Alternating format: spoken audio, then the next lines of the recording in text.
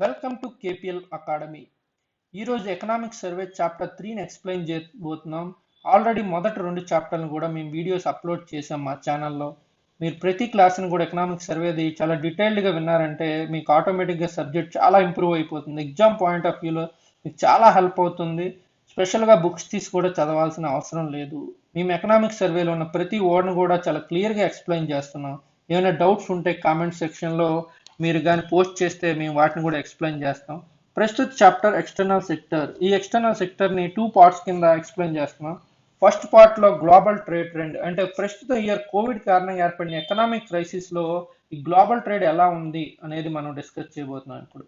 అంటే ఎక్స్పోర్ట్స్ పెరిగాయా తగ్గాయి, ఇంపోర్ట్స్ పెరిగాయా తగ్గాయా, ఎంత రేంజ్లో తగ్గాయి, ఏ దేశాలపైన ఈ యొక్క గ్లోబల్ ట్రేడ్ అంటే ట్రేడ్ పైన ఎక్కువ ఎఫెక్ట్ చూపెట్టింది, ఏ కంట్రీస్ ట్రేడ్ పైన, ఏ సెక్టార్స్ పైన ఎక్కువ ఎఫెక్ట్ చూపెట్టింది, ఇటువంటి అంశాలన్నీ కూడా మనం ఇప్పుడు క్లియర్గా ఎక్స్ప్లెయిన్ చేయబోతున్నాం.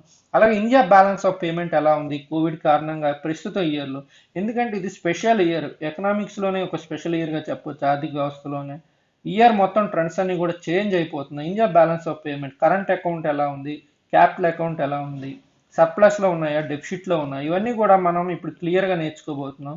అలాగే ఎక్స్టర్నల్ డెట్, మన దేశం యొక్క విదేశీ అప్పు ఎలా ఉంది, అంటే పెరిగిందా తగ్గిందా, ఇంకా అంటే మనం ఏ రేంజ్లో ఉన్నాం, అంటే డేంజర్ జోన్లో ఉన్నామా లేకపోతే సేఫ్ జోన్లో ఉన్నామా, ఎక్స్టర్నల్ డెట్. మన యొక్క ఫారెక్స్ రిజర్వ్స్ ఎలా ఉన్నాయి, ఫారెక్స్ నిల్వలు ప్రస్తుతం ఏ రేంజ్లో ఉన్నాయి, అంటే ప్రీవియస్ ఇయర్స్తో పోలిస్తే ఎక్కువ ఉన్నాయా తక్కువ ఉన్నాయి, కరోనా కారణంగా ఏమైనా నిల్వలు తగ్గాయి, ఇటువంటి అంశాలన్నీ కూడా మనం క్లియర్గా ఇప్పుడు ఎక్స్ప్లెయిన్ చేయబోతున్నాం. ఫస్ట్ వస్తే గ్లోబల్ ట్రేడ్ ట్రెండ్, అంటే గ్లోబల్ ఎక్స్పోర్ట్స్ ఇంపోర్ట్స్, గ్లోబల్ అన్ని ప్రపంచంలో ఉన్న కంట్రీస్ యొక్క ఎక్స్పోర్ట్స్ ఇంపోర్ట్స్ గురించి ఫస్ట్ మనం క్లియర్గా ఎక్స్ప్లెయిన్ చేస్తున్నాం. కోవిడ్-19 పాండమిక్ వల్ల వచ్చిన ఎకనామిక్ క్రైసిస్ వల్ల global volume of trade first 5 monthsలో 20% తగ్గిపోయింది లాస్ట్ ఇయర్తో పోలిస్తే. 2020లో 2019తో పోలిస్తే 20% తక్కువ ఉంది కోవిడ్-19 పాండమిక్ వల్ల. వరల్డ్ ట్రేడ్ డబ్ల్యూటీఓ ఏం చెప్తుందంటే దానికి ప్రొడక్షన్ ఏప్రిల్ 2020లో ఈ ప్రొడక్షన్ చేసింది. వరల్డ్ మర్చెంటైజ్ ట్రేడ్, మీకు ఆల్రెడీ చెప్పాం మర్చెంటైజ్ అంటే గూడ్స్ అని. ప్రీవియస్ క్లాస్లో ఒకసారి మీరు క్లియర్గా వినండి, మీకు చాలా వరకు ఈజీ అయిపోతుంది. ఫాలో కండి ఎవ్రీ ఎకనామిక్ సర్వే క్లాస్ కూడా. వరల్డ్ మర్చెంటైజ్ ట్రేడ్ అంటే వరల్డ్ గూడ్స్ ట్రేడ్ 13 to 32% అనేది తగ్గబోతుందని అంచనా వేసింది డబ్ల్యూటీఓ 2020లో. కానీ లాక్డౌన్స్ క్రమేపీ ఎత్తివేయడం, ఎకనామిక్ యాక్టివిటీస్ కూడా స్పీడప్ అవడం వల్ల దాన్ని డబ్ల్యూటీఓ రివైజ్ చేసింది. ప్రస్తుతం వరల్డ్ మర్చెంటైజ్ ట్రేడ్ కేవలం 9.2% తగ్గుతుందని చెప్తుంది 2020లో. అలాగే ఎకనామిక్ సర్వేలో మనకి IMF and world economic outlook publish చేస్తుంది అని చెప్పాడు. ఇది చాలా చాలా ఇంపార్టెంట్. సివిల్స్లో డైరెక్ట్గా అడిగేస్తాడు వరల్డ్ ఎకనామిక్ అవుట్లుక్ని పబ్లిష్ చేసేది ఏంటి అని. ఆల్రెడీ ఇలాంటి బిట్స్ కూడా అడిగాడు. ఇది ఐఎంఎఫ్, సో చాలా ఇంపార్టెంట్. అయితే ఏ ఏ దేశాలపైన ఎక్కువ ఎఫెక్ట్ చూపెట్టింది, ఏ దేశాలపై తక్కువ ఎఫెక్ట్ చూపెట్టింది, ఇప్పుడు మనం ఇది డిస్కస్ చేయబోతున్నాం. ఎక్స్పోర్ట్స్ ఇంపోర్ట్స్ గ్లోబల్ ట్రెండ్ ఎలా ఉంది అనేది. కంట్రీ వైజ్ చూస్తే ఎక్స్పోర్ట్స్ ఇంపోర్ట్స్ అడ్వాన్స్డ్ ఎకానమీస్ మీద చాలా ఎక్కువ ఎఫెక్ట్ చూపెట్టింది. ఎందుకంటే ఇవి ఎక్స్పోర్ట్స్ ఎక్కువ చేస్తుంటాయి, కానీ లాక్డౌన్స్ వల్ల వీటి యొక్క ఎక్స్పోర్ట్స్ అన్నీ కూడా తగ్గిపోయినాయి. సో ఎమర్జింగ్ ఎకానమీస్తో పోలిస్తే, ఎమర్జింగ్ డెవలప్డ్ ఎకానమీస్తో పోలిస్తే అడ్వాన్స్డ్ ఎకానమీస్లో దీని యొక్క ఎఫెక్ట్ చాలా ఎక్కువ ఉంది. కోవిడ్ కారణంగా స్లో ఎక్కువ అయిపోయింది, అంటే గ్లోబల్ ట్రేడ్ అనేది ఆ దేశం యొక్క ట్రేడ్ అనేది తగ్గిపోయింది. సౌత్ ఈస్టర్న్ ఏషియా, అంటే మన దక్షిణాసియా దేశాల్లో అతి తక్కువ ఉంది lower effect, Vietnam, Taiwan, even China పైన అయితే ఈవెన్ అవి పాజిటివ్ గ్రోత్ కూడా చూపెట్టినాయి.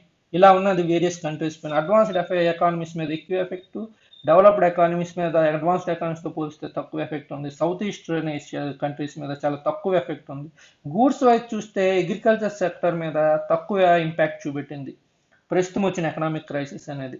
ఫ్యూయల్ అండ్ మైనింగ్ మీద హ్యూజ్ ఇంపాక్ట్, అంటే చాలా చాలా ఎక్కువ ఇంపాక్ట్ చూపెట్టింది ఫ్యూయల్ అండ్ మైనింగ్ మీద. అలాగే ఆటోమొబైల్ సెక్టర్ మీద చూసినా సరే చాలా హ్యూజ్ ఇంపాక్ట్ చూపెట్టింది. నెక్స్ట్ టెలికామ్, ఎలక్ట్రానిక్స్, ఇటువంటి ఎకనామిక్ క్రైసిస్ టైంలో కూడా టెలికామ్ కానీ, ఎలక్ట్రానిక్స్ కానీ, ఫార్మా సెక్టర్ కానీ, ఈ మూడు పాజిటివ్ గ్రోత్ చూపెట్టాయి. ఇది మనం గుర్తుపెట్టుకోవాలి. చాలా ప్రిలిమ్స్ ఇటువంటి క్వశ్చన్స్ అడిగేస్తుంటాడు, చాలా చాలా ఇంపార్టెంట్. గ్లోబల్ డిఫాల్టర్స్ కూడా అయ్యాయి కొన్ని దేశాలు, ఎస్పెషల్లీ ఎమర్జింగ్ ఎకానమీస్. ఏమైందంటే కమోడిటీస్ యొక్క ఎక్స్పోర్ట్స్ తగ్గిపోయింది లాక్డౌన్స్ వల్ల, ఎకనామిక్ క్రైసిస్ వల్ల ఎక్స్పోర్ట్స్ తగ్గిపోవడం, ఆ దేశాలకు వచ్చే రెమిటెన్సెస్ తగ్గిపోవడం వల్ల చాలా తీవ్రంగా ఇబ్బంది పడ్డాయి. అర్జెంటీనా, ఈక్వెడార్ ఇటువంటి దేశాలు అయితే డైరెక్ట్గా ప్రభుత్వాలే సావరెన్ డిఫాల్ట్ అయిపోయినాయి. ఇది చాలా చాలా ఇంపార్టెంట్. ఇది దేనిపైన ఎక్కువ ఎఫెక్ట్ అయింది, గ్లోబల్ ట్రెండ్ ఎలా ఉంది అనేది. మనం చూస్తే ఇక్కడ డిఫరెంట్ సెక్టార్స్ గురించి చెప్పాం కదా, అగ్రికల్చర్ మీద 5% చూపెట్టింది, 5% మాత్రం తగ్గింది. అదే ఫ్యూయల్ అండ్ మైనింగ్ మీద 38% ఎఫెక్ట్ చూపెట్టింది ఇయర్ Q2లో. ఆటోమోటివ్ ప్రొడక్ట్స్ మీద చాలా బిగ్గెస్ట్ డిక్లైన్, కానీ స్పెషల్ పాజిటివ్ గ్రోత్ ఏ సెక్టార్స్లో ఉందంటే టెలికామ్, ఎలక్ట్రానిక్స్, ఫార్మాస్యూటికల్. అంటే మందులు ఈ సంవత్సరం ఎలాగో కోవిడ్ కారణంగా చాలా ఎక్కువ అవసరమయ్యాయి, కానీ టెలికామ్ ఎలక్ట్రానిక్స్ చూసుకునేసరికి, ఎందుకంటే అందరూ ఇంటి దగ్గర కూర్చున్నారు, వర్క్ ఫ్రమ్ హోమ్ అనేది కూడా పెరిగింది కాబట్టి దీనివల్ల ఒక పాజిటివ్ గ్రోత్ అనేది ఉంది ఈ మూడు సెక్టార్లు. ఇది చాలా చాలా ఇంపార్టెంట్. అలాగే గ్లోబల్ ఫైనాన్షియల్ స్టేబిలిటీ రిపోర్ట్, దీన్ని ఐఎంఎఫ్ పబ్లిష్ చేస్తుంది. ఇది ప్రిలిమ్స్ కి చాలా చాలా ఇంపార్టెంట్. ఆల్రెడీ ఇంతకుముందు కూడా ఐఎంఎఫ్ పబ్లిష్ చేసేది. World economic outlook IMF publish చేస్తుంది, అలా గ్లోబల్ ఫైనాన్షియల్ స్టేబిలిటీ రిపోర్ట్. ఈ రెండు మనం తెలుసుకోవాలి. అది ఫస్ట్ మనం 4 అంశాలు అన్నాం కదా, అందులో మొదటిది అయిపోయింది, గ్లోబల్ ట్రేడ్ ట్రెండ్ ఎలా ఉంది అనేది మీరు ఇప్పుడు నేర్చుకున్నారు. ఇండియా బ్యాలెన్స్ ఆఫ్ పేమెంట్స్ ఎలా ఉంది, ఇది సెకండ్. ఇది చాలా చాలా ఇంపార్టెంట్. ఇది ఎగ్జామ్ పాయింట్ ఆఫ్ వ్యూలో కూడా చాలా important. Indian balance of payments ఏముంది? బ్యాలెన్స్ ఆఫ్ పేమెంట్స్ అంటే మనం చాలాసార్లు చెప్పుకున్నాం, ఏం లేదు, ఒక దేశంలో ఉన్న ప్రజలు రిమైనింగ్ వరల్డ్ లో ఉన్న ప్రజలతో చేసే ఆల్ ఎకనామిక్ ట్రాన్సాక్షన్స్ యొక్క రికార్డే balance of payments.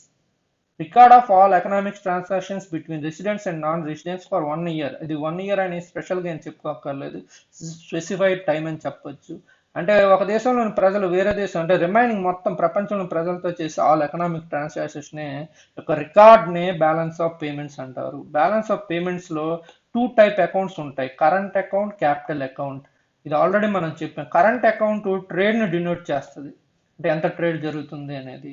Capital account assets ని డినోట్ చేస్తుంది, అంటే క్యాపిటల్ అకౌంట్ వల్ల అసెట్స్ క్రియేట్ అవుతాయి. ఎలా అనేది మనం క్లియర్ గా డిస్కస్ చేద్దాం. కరెంట్ అకౌంట్ లో ఏ అంశాలు ఉంటాయంటే బ్యాలెన్స్ ఆఫ్ ట్రేడ్, ట్రేడ్ అంశాలు ఉంటాయి, గూడ్స్ ట్రేడ్, సర్వీసెస్ ట్రేడ్, ఈ 2 అంశాలు ఉంటాయి కరెంట్ అకౌంట్ లో. అలాగే నెట్ ఇన్కమ్ ఎలా ఉంది? నెట్ ఇన్కమ్ మీన్స్ ఏంటంటే మన దేశం వేరే దేశాలకి అప్పు ఇచ్చినప్పుడు వచ్చే ఇంట్రెస్ట్ కానీ, ఆ దేశాల్లో పెట్టుబడులు పెట్టేటప్పుడు వచ్చే డివిడెండ్స్ కానీ. అలాగే నెట్ ట్రాన్స్ఫర్స్, అంటే మన దేశం రెమిటెన్సెస్, డొనేషన్స్, లేకపోతే గిఫ్ట్స్ కానీ వేరే దేశాల నుంచి వచ్చినప్పుడు, లేకపోతే మన దేశం వాళ్ళు వేరే దేశాల్లో పెట్టే ఖర్చులు, ఇవి కూడా నెట్ ట్రాన్స్ఫర్ కిందకు వస్తుంది. ఈ 3 అంశాలు. అయితే ఇందులో services, net income, net transfer కలిపి ఇన్విజిబుల్ గా చెప్తారు, ఇన్విజిబుల్ ఐటమ్స్. విజిబుల్ ఐటమ్స్ అంటే గూడ్స్. ఇది విజిబుల్ అంటే గూడ్స్, నథింగ్ బట్. ఇది చాలా చాలా ఇంపార్టెంట్. విజిబుల్ ఐటమ్ ఏది, నేను ఇన్విజిబుల్ ఐటమ్స్ ఏదంటే డైరెక్ట్ గా అడిగేస్తుంటాడు, రెమిటెన్స్ దేని కిందకి వస్తుంది అనేసి. క్యాపిటల్ అకౌంట్ లో కూడా 3 టైప్స్ ఉంటుంది, ఇన్వెస్ట్మెంట్, లోన్స్, బ్యాంకింగ్. ఇన్వెస్ట్మెంట్ లో ఎఫ్డిఐలు, ఎఫ్పిఐలు. లోన్స్ లోకి వచ్చేసరికి ఎక్స్టర్నల్ కమర్షియల్ బారోయింగ్స్. బ్యాంకింగ్ లోకి వచ్చేసరికి మన యొక్క ఎన్ఆర్ఐ డిపాజిట్స్ బ్యాంకింగ్ లో ఉంటాయి. ఇందులో ప్రతి అంశాన్ని మీరు చాలా క్లియర్ గా నేర్చుకోవాలి, గుర్తుపెట్టుకోవాలి, చాలా చాలా ఇంపార్టెంట్ ఇది. ఫస్ట్ తీసుకుంటే ట్రేడ్. మన కరెంట్ అకౌంట్ లో 2 టైప్స్ ట్రేడ్స్ ఉంటాయని చెప్పే కదా, మర్చెంటైజ్ ట్రేడ్, సర్వీసెస్ ట్రేడ్. ఈ ట్రేడ్ అనేది ఒక కాంపోనెంట్ కరెంట్ అకౌంట్ లో, merchandise, next one services. First merchandise trade గురించి మన దేశం ట్రెండ్ ఎలా ఉంది అనేది చూసుకోవాలి, చాలా ఇంపార్టెంట్ మర్చెంటైజ్ ట్రేడ్ అనేది. మీరు ఒకసారి ఇక్కడ గ్రాఫ్ కానీ చూస్తే 2018-19లో డెఫిసిట్ ఆల్మోస్ట్ అరౌండ్ $50 బిలియన్ కనబడుతుంది. 2018-19లో కానీ 19-20లో కాస్త తగ్గినా కూడా ఇది కూడా 50కి 40కి ఇట్లా ఉంది. ఈ 2 సంవత్సరాల్లో హ్యూజ్ డెఫిసిట్ ఉంది మన మర్చెంటైజ్ ట్రేడ్ అనేది, అరౌండ్ $50 బిలియన్ డెఫిసిట్ ఉంది. చాలా చాలా ఇంపార్టెంట్ ఇది. ఎందుకనేది కూడా మనం తర్వాత ఇప్పుడు తెలుసుకుందాం, రాబోయే ఫ్యూ మినిట్స్లో, కొద్ది క్షణాల్లో మనం తెలుసుకుందాం. $50 బిలియన్ డెఫిసిట్ ఉంది. మీరు చూస్తే గ్రాఫ్స్ అరౌండ్ 40 to 50, ఇదంతా ఈ ఈ కలర్ ట్రేడ్ బ్యాలెన్స్ సూచిస్తుంది, ఇది డెఫిసిట్. కానీ లాక్డౌన్ ఎఫెక్ట్ వల్ల ఏమైందంటే 2020-21లో ఈ ట్రేడ్ డెఫిసిట్ అనేది $10 బిలియన్ తగ్గిపోయింది, $10 బిలియన్ పడిపోయింది. ఎంత పడిపోయిందో మీరు చూడండి, జస్ట్ $10 బిలియన్ కి. $50 బిలియన్ నుంచి $10 బిలియన్ పడిపోయింది ఇది.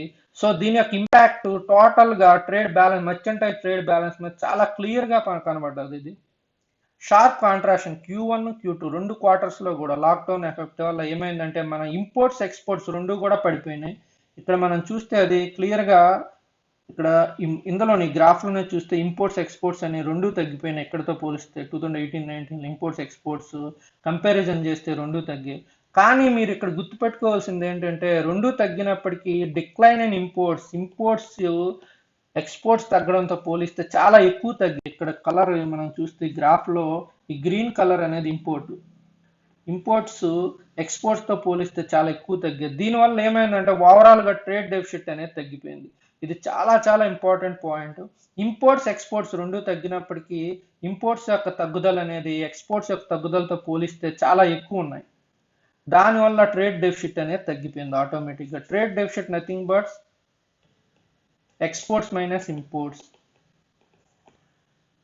Exports minus imports, merchandise trade deficit అనేది. అయితే ఎక్స్పోర్ట్స్ తగ్గాయి కానీ ఇంపోర్ట్స్ అనేది చాలా ఎక్కువ తగ్గిపోయాయి. దానివల్ల ఓవరాల్గా ఏమైందంటే ట్రేడ్ డెఫిసిట్ అనేది తగ్గిపోయింది. సో Q1 క్వార్టర్లో మనం తీసుకున్న, Q2 క్వార్టర్లో తీసుకున్న 2019-20లో $50 బిలియన్ ఉంటే 2020-21లో ఫస్ట్ $10 బిలియన్ ఉంది. ఇది చాలా చాలా ఇంపార్టెంట్. ఇది చాలా ఇంపార్టెంట్ కాన్సెప్ట్. మర్చెంటైజ్ ట్రేడ్ అనేది డెఫిసిట్ చాలా నేరో అయిపోయింది. $50 బిలియన్ నుంచి $10 బిలియన్ పడిపోయింది. మీరు ఇక్కడ చూస్తే క్లియర్గా కనబడుతుంది. 50 నుంచి $10 బిలియన్ పడిపోయింది. ఇది చాలా ఇంపార్టెంట్. ఇది నెక్స్ట్ వచ్చేసరికి అయితే ఈ ట్రేడ్లో ఫేవరబుల్ ఇండియాకి వచ్చేసరికి ఏమున్నాయి, అన్ఫేవరబుల్ ఐటమ్స్ ఏంటి ఎవ్రీ ఇయర్ వచ్చేసరికి అంటే డ్రగ్స్, మెరైన్ ప్రొడక్ట్స్ గుర్తుపెట్టుకోవాలి. గోల్డ్ ఇవన్నీ కూడా ఫేవరబుల్ ఐటమ్స్ ఉన్నందు. Petroleum products, rice, basmati. Unfavourable వచ్చేసరికి పెట్రోలియం, క్రూడ్, గోల్డ్, మళ్ళీ టెలికామ్ ఇన్స్ట్రుమెంట్స్, ఎలక్ట్రానిక్ కాంపోనెంట్స్ ఇవన్నీ కూడా ఉన్నాయి. అయితే మోస్ట్ ఫేవరబుల్ ట్రేడ్ బ్యాలెన్స్ ఏ దేశాలతో అయింది, ఇది చాలా చాలా ఇంపార్టెంట్ ఎగ్జామ్ పాయింట్ ఆఫ్ వ్యూలో. ఏ దేశాలతో మన ట్రేడ్ బ్యాలెన్స్ అనేది మోస్ట్ ఫేవరబుల్, అన్ఫేవరబుల్ ఉంది ప్రజెంట్ ఇయర్లో. ఎస్పెషల్లీ ఇయర్ తీసుకుంటే ఏ దేశంతో ఉంది అంటే యుఎస్ఏతో మనం మోస్ట్ ఫేవరబుల్. $15 బిలియన్ మనమే ఎడ్జ్లో ఉన్నాం. ట్రేడ్ సర్ప్లస్లో ఉన్నాం, మర్చెంటైజ్ ట్రేడ్ సర్ప్లస్లో ఉన్నాం మనం యుఎస్ఏలో. ఇది మోస్ట్ ఇంపార్టెంట్ బిట్. ఇది మోస్ట్ ఇంపార్టెంట్. ఇది చాలా చాలా ఇంపార్టెంట్. ఇది సెకండ్ ప్లేస్లో బంగ్లాదేశ్. ఇక్కడ మనం గ్రాఫ్ చూస్తే second place Bangladesh. Trade balance, merchandise trade బ్యాలెన్స్లో most favourable countries first USA $15 billion, next Bangladesh, third Nepal, fourth UK ఉంటే వరస్ట్ అంటే ట్రేడ్ డెఫిసిట్ హైయెస్ట్ ఉన్నది చైనాతో $25.2 బిలియన్. చైనా టిక్ టాక్ మానేసాం, అది మానేసాం, ఇది మానేసాం ఉంటాం కానీ ఎంత ఇదైనా సరే చైనా అనేది ఇంకా వరస్ట్ ట్రేడ్ డెఫిసిట్ ఉంది మనం చూస్తే. నెక్స్ట్ ఇరాక్, సౌదీ అరేబియా ఇవన్నీ కూడా వీటితో ట్రేడ్ డెఫిసిట్ ఎక్కువ ఉన్న కంట్రీస్ తీసుకుంటే first China, next Iraq, next Saudi. అదే మోస్ట్ ఫేవరబుల్ ట్రేడ్ అంటే ట్రేడ్ సర్ప్లస్ ఉంది, మర్చెంటైజ్ ట్రేడ్ సర్ప్లస్ ఉంది యుఎస్ఏ, బంగ్లాదేశ్, నేపాల్. ఇది గుర్తుపెట్టుకోవాలి, చాలా ఇంపార్టెంట్. ఇది క్వశ్చన్స్ డైరెక్ట్గా మన ఏపీపీఎస్సీలో అడిగేస్తాడు. హైయెస్ట్ డెఫిసిట్ ఏ కంట్రీతో ఉంది, లేకపోతే సెకండ్ హైయెస్ట్ ఫేవరబుల్ ఏ కంట్రీతో ఉంది అనేది. ఇది మనం కంపల్సరీ గుర్తుపెట్టుకోవాలి. ఇది అంటే వీటిలో ఈ మర్చెంటైజ్ ట్రేడ్లో ఎక్స్పోర్ట్స్ ఎలా ఉన్నాయి, ఇంపోర్ట్స్ ఎలా ఉన్నదని కూడా మనం తెలుసుకోవాలి. మన యొక్క ఎక్స్పోర్ట్స్ ఏంటి, అసలు ఎక్స్పోర్ట్స్ ఏ కంట్రీలు చేస్తున్నాం, ఈ కోవిడ్ కారణంగా ఎక్స్పోర్ట్స్ మీద ఎఫెక్ట్ ఎలా ఉంది, దీని గురించి మనం ఇప్పుడు క్లియర్గా తెలుసుకుందాం.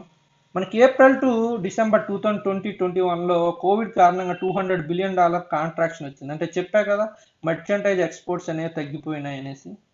$200 బిలియన్ ఫస్ట్ 2 క్వార్టర్స్ కూడా కలిపి. మీరు ఇక్కడ చూస్తే ఎక్స్పోర్ట్స్ యొక్క గ్రోత్ ఫస్ట్ పాజిటివ్ ఉంది, పర్సంటేజ్ ఇది చూసుకుంటే ఇక్కడికి వచ్చేసరికి నెగిటివ్కి వెళ్ళిపోయింది గ్రోత్ రేట్ అనేది. సో 2 క్వార్టర్స్ కూడా కలిపితే ఫస్ట్ క్వార్టర్లో హ్యూజ్ ఇంపాక్ట్ మన ఎక్స్పోర్ట్స్ మీద చాలా వరకు పడిపోయినాయి. 2 క్వార్టర్స్ కలిపి ఏప్రిల్ టు డిసెంబర్ అంటే Q1 ప్లస్ Q2 2 క్వార్టర్స్ కలిపి $200 బిలియన్ కాంట్రాక్షన్ వచ్చింది. ఇంత ముందుతో పోలిస్తే $200 బిలియన్ కాంట్రాక్షన్ వచ్చింది. చెప్పా కదా ఎక్స్పోర్ట్స్ అనేది తగ్గాయి, దాంతో పోలిస్తే ఇంపోర్ట్స్ ఇంకా తగ్గాయి. ఇది గుర్తుపెట్టుకోండి, $200 బిలియన్. ఇంపోర్ట్స్ ఏ విధంగా తగ్గాయి కూడా చూద్దు. మెయిన్ మన ఎక్స్పోర్ట్స్లో మెయిన్ ఏంటంటే పెట్రోలియం ప్రోడక్ట్స్. పెట్రోలియం ప్రోడక్ట్స్ అంటే మనకు వచ్చిన క్రూడ్ నుంచి పెట్రోలియం ప్రోడక్ట్స్ తయారు చేస్తాం. అయితే పెట్రోలియం ప్రైసెస్ తగ్గిపోవడం వల్ల మన ఎక్స్పోర్ట్స్ మీద ఎఫెక్ట్ అనేది క్లియర్గా కనబడింది.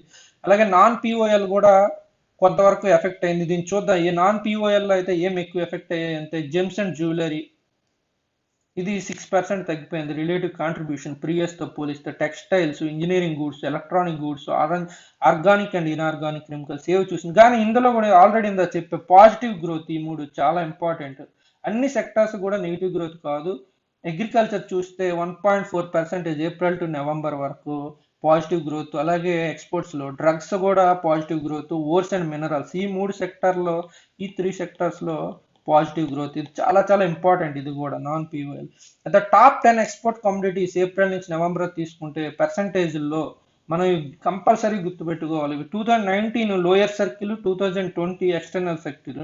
సో ఇక్కడ చూసుకుంటే మనకి ఇంక్రీజ్ అయ్యి డిక్రీజ్ అయింది కూడా తెలిసిపోతుంది. పెట్రోలియం ప్రొడక్ట్స్ 2019లో 13.5% ఉంటే టోటల్ షేర్లో టాప్ 10 ఎక్స్పోర్ట్స్లో ఇప్పుడు 8.8%కి డౌన్ అయిపోయింది. 13.5% నుంచి 8.8% పడిపోయింది. నెక్స్ట్ వచ్చేసరికి drugs and formulation. Drugs pharma చూసేసరికి 1.2% పెరిగిందని వాడు ఆల్రెడీ చెప్పాడు కదా. డ్రగ్స్ చూస్తే 5 నుంచి 7.1%కి మంది పెరిగింది. 5% నుంచి 7% పెరిగింది. ఇలా ప్రతి అంశాన్ని పెరల్స్ నెక్స్ట్ స్టోన్స్ చూసుకున్న 7 నుంచి 5.5 తగ్గింది. ఐరన్ అండ్ స్టీల్ చూస్తే 3 నుంచి 4.4 పెరిగింది. చెప్పాక ఓర్స్ అండ్ మినరల్స్ అనేది పెరిగింది. చాలా చాలా ఇంపార్టెంట్.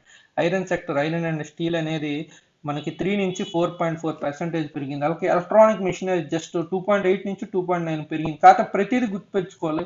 టాప్ 10 ఏమేమి ఉన్నాయి? Petroleum first, second drug medicals, third వచ్చేసరికి పెరల్స్ అంటే గోల్డ్ ఐటమ్ లాంటిది, fourth iron and steel, fifth electric machinery and equipment, sixth one organic chemicals, seventh one marine products, eighth one gold and other precious metal jewellery, third one వచ్చేసరికి పెర్లు semi pearl stones అవి, ఇక్కడ seventh వచ్చేసరికి gold related. Next orange and cotton, products of iron and steel 9th place, 10th motor vehicle and cars. చాలా చాలా important. First one ఏంటి డైరెక్ట్గా, second one ఏంటి అని అడిగేస్తుంటాడు. Petroleum top exporter, second drug formulation biologicals, third pearl precious stones. చెప్పారు drug అనేది పెరిగింది, ఐరన్ అండ్ స్టీల్ పెరిగాయి. ఈ రెండు కూడా ప్రీవియస్ ఇయర్తో పోలిస్తే పెరిగాయి. అలాగే మన యొక్క థర్డ్ వన్ ఇంకా పెరిగింది ఏంటంటే అగ్రికల్చర్ ప్రొడక్ట్స్ కూడా పెరిగినాయి.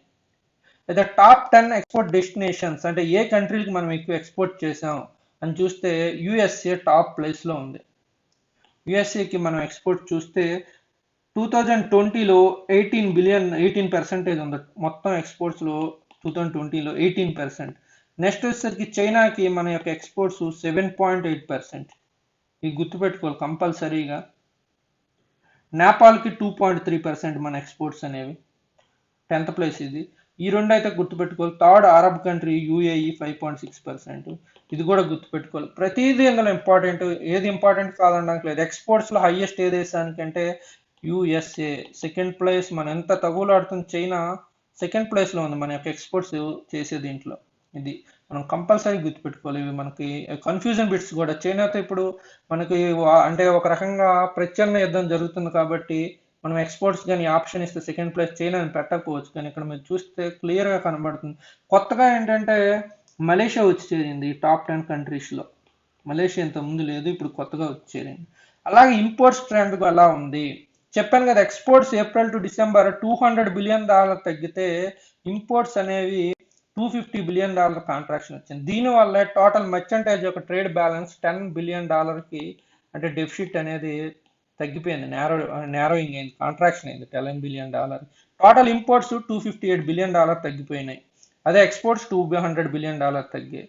ఎక్స్పోర్ట్స్తో పోలిస్తే ఇంపోర్ట్స్ అనేవి ఇంకా ఎక్కువ పోయినాయి. ఈ మెయిన్ కారణం ఏంటంటే షార్పెస్ట్ డిక్లైన్ ఇన్ పిఓఎల్. మనం పెట్రోలియం అనేది petroleum products, petroleum oil, lubricant products, అదే రా క్రూడ్ ఆయిల్ అనేది మనం చాలా వరకు తగ్గించాం. మనకు టోటల్ ఇంపోర్ట్స్ ఇది క్వార్టర్ ఉంటుంది ఆల్మోస్ట్. ఇవే పిఓఎల్ అనేవి అవి ఆల్మోస్ట్ 44.5. ప్రీవియస్ ఇయర్తో పోలిస్తే 44.5% అనేది తగ్గిపోయింది మన పిఓఏ. మెయిన్ కారణం ఏంటంటే ఇంపోర్ట్స్ తగ్గడం, అలాగే ప్రైసెస్ కూడా తగ్గడం వల్ల టోటల్ రేట్ అనేది తగ్గిపోయింది. టోటల్ మర్చెంటైజ్ ఇంపోర్ట్స్ Q1లో 50% తగ్గితే Q2లో 23% తగ్గింది, Q3లో 8.3% తగ్గింది. ఇది క్లియర్గా చూడొచ్చు ఇక్కడ. పర్సంటేజ్లో చూస్తే 50% దాటి అరౌండ్ 52 తగ్గింది. సెకండ్కి వచ్చేసరికి Q2లో 2019 ఇది 2021 ఇది 23% తగ్గింది. Q3కి వచ్చేసరికి 8.3% టోటల్ తగ్గింది. Total imports. మన ఇంపోర్ట్స్లో మెయిన్ తగ్గినవి ఏంటంటే క్యాపిటల్ గూడ్స్ 10.9 ఆల్మోస్ట్ 11% తగ్గింది. ఓర్స్ అండ్ మినరల్స్ 3% తగ్గింది. పెర్ల్ ఇదో 3% తగ్గింది. అయితే మనకు టాప్ 10 ఇంపోర్ట్స్ ఏమి, ఇవి కూడా చాలా చాలా. టాప్ 10 ఎక్స్పోర్ట్స్ చూసాం. పెట్రోలియం, సెకండ్ వన్ వచ్చేసరికి డ్రగ్ అండ్ ఫార్మసీ, థర్డ్ వచ్చేసరికి పెర్ల్స్. మరి టాప్ 10 ఇంపోర్టర్స్ ఏంటి అంటే పెట్రోలియం, క్రూడ్. కానీ ఇది చాలా హ్యూజ్ పర్సంటేజ్ తగ్గిపోయింది. 2019 ఇన్నర్ సర్కిల్ డినోట్ చేస్తుంది. ఏప్రిల్ టు 21% ఉంటే ఇప్పుడు 14.3%కి పడిపోయింది. సెకండ్ ప్లేస్ కూడా petroleum products, third place gold మన యొక్క ఇంపోర్ట్లో, fourth telecom instruments, fifth one coal coke briquettes, fifth one pearl. ఇది చాలా చాలా ఇంపార్టెంట్ ప్రతిది కూడా. Electronic components sixth, seventh organic, vegetable oils కూడా ఉంది టాప్ 10లో చూసుకోండి. అంత తర్వాత కంప్యూటర్ హార్డ్వేర్, తర్వాత industrial machinery, last 10th one iron and steel. External sector, internal sector చాలా ఇంపార్టెంట్. ఒకసారి మీరు ఈ సర్కిల్ మాత్రం గుర్తు పెట్టుకోవాలి, చాలా ఇంపార్టెంట్ ఇది.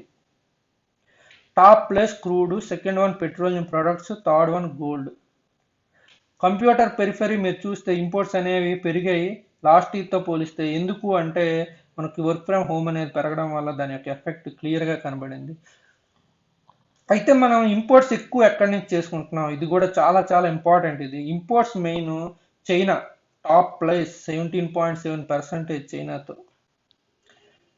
సెకండ్ వన్ యూఎస్ఏ 7.5% ఈ ఇయర్. Third one UAE. కొత్తగా ఈ టాప్ 10 దేశాల్లో చేరింది జర్మనీ, కొత్తగా వచ్చేరింది ఇది. ఈ స్విట్జర్లాండ్ అనేది 2020లో లేదు, 19 ఒకటే గ్రాఫ్ ఉంది, అంటే ఇయర్ టాప్ 10లో ఇది లేదు.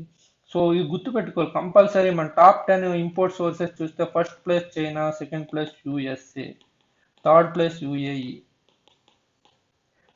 ఇది చాలా చాలా ఇంపార్టెంట్ ఇవి ఎక్స్పోర్ట్స్ ఇంపోర్ట్స్ అనేవి. నెక్స్ట్ తీసుకుంటే మనకి ఇన్విజిబుల్ ఐటమ్స్. ఇది విజిబుల్ అంటే విజిబుల్ మీన్స్ మర్చెంటైజ్ ట్రేడ్, అంటే గూడ్స్ యొక్క ట్రేడ్, దాని యొక్క బ్యాలెన్స్ చూసాం. దాని నుంచి మనం నేర్చుకున్న మెయిన్ కీ పాయింట్ ఏంటి అంటే year merchandise trade deficit corona కారణంగా తగ్గింది. $50 బిలియన్ నుంచి ట్రేడ్ బ్యాలెన్స్ అంటే డెఫిసిట్ అనేది, మర్చెంటైజ్ డెఫిసిట్ అనేది $50 బిలియన్ నుంచి $10 బిలియన్ పడిపోయింది ఇయర్ ఏప్రిల్ టు నవంబర్లో. దీని యొక్క effect total overall current account మీద చూపెడుతుంది. ఇది మనం ఇప్పుడు నేర్చుకోబోతున్నాం. ఇన్విజిబుల్స్ చూస్తే first one net services. Corona effect service sector మీద ఎలా ఉంది అంటే మనం చూస్తే ఏ క్వార్టర్లో చూసినా అరౌండ్ 20 ఉంది. పెద్దగా అంటే 1-2% అటు ఇటు అయింది, కానీ అంతకన్నా ఎక్కువ కాలేదు ఇక్కడ సర్వీసెస్లో. ఎక్స్పోర్ట్స్ కానీ ఇంపోర్ట్స్ కానీ పెద్దగా మనకి అంటే గ్రాఫ్ టోటల్ నెట్ సర్వీసెస్ చూస్తే 22, 20.5, $21.2 బిలియన్ ఉంది.